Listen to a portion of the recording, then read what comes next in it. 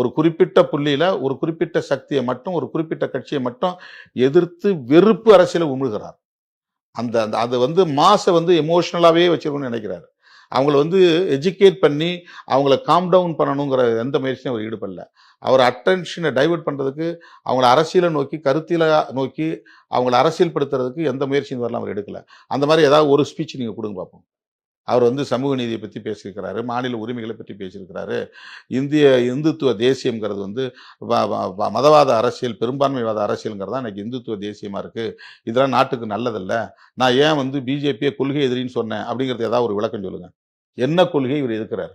பிஜேபியினுடைய கொள்கை என்ன? அதை சொல்லணும்ல தன்னுடைய தொண்டர்களுக்கு.